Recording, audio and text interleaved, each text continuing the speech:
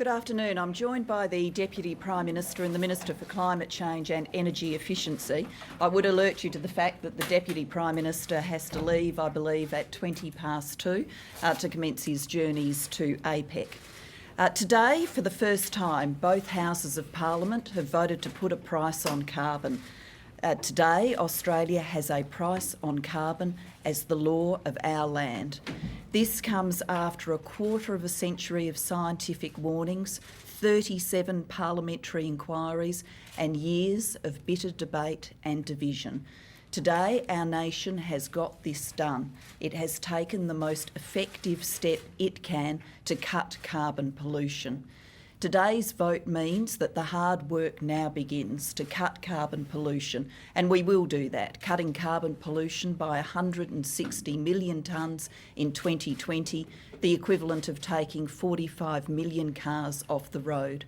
Today's vote means we will begin to address the devastating impacts of climate change, including more severe droughts, more severe floods, more extreme weather events and coastal erosion. Today's vote does mean that we will commence creating our clean energy future with all of the jobs and opportunities that come with that future. And today's vote also means that working Australians will see tax cuts, families will see increases in family payments, and pensioners will see an increase in their pension. Today's vote is a win for Australia's children. It's a win for those who will seek their fortune and make their way by having jobs in our clean energy sector. It's a win for those who want our environment to be a cleaner environment and to see less carbon pollution. Today, we have made history. After all of these years of debate and division, our nation has got the job done, and from the 1st of July, we will see a price on carbon pollution. I'll hand now to the Deputy Prime Minister for some remarks. Thanks very much, Prime Minister, because today is an historic day for economic reform in our country. This is one of the great labour reforms on a par with the floating of the exchange rate, the bringing down of the tariff wall, or the introduction of compulsory superannuation. It is one of those reforms that owes a great deal to the tenacity and commitment of the Prime Minister and the Minister for Climate Change. They have fought this against the odds, against entrenched interests who have no interest in reform in Australia. But it is a great reform which will lock in future prosperity, it will support jobs and job creation, it will drive investment in clean energy, and most importantly, it will look after the environment which we leave to subsequent generations.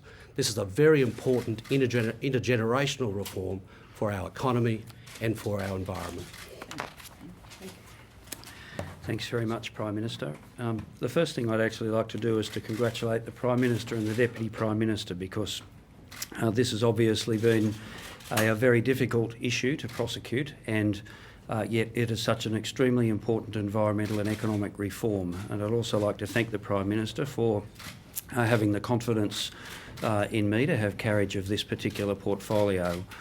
I'm very pleased that the legislation has passed the Senate today and that we're going to be able to undertake the work of cutting our pollution and innovating and driving investment in cleaner energy sources in our economy. It's a very important thing for the future of our country and for future generations. Importantly, with the clean energy package, it will be environmentally effective for the reasons that we've articulated so many times. At least 160 million tonnes of greenhouse gas emissions cut from our economy in the year 2020, with the capacity to do more. It will be economically responsible because this will drive investment in clean energy sources, it will drive innovation, and it will drive productivity. And thirdly, this set of reforms will be socially fair and is strongly in a Labor Party tradition. Of course, more than half of the revenue from the carbon price will go towards an important tax reform. That means tax cuts for people earning up to $80,000 in particular, and it will also finance, of course, an increase in the aged pension, an increase in family tax benefits and other Commonwealth payments.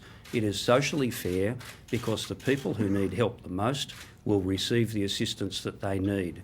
So on those three fronts, economic responsibility, environmental effectiveness and social equity, this is a very important reform for our country.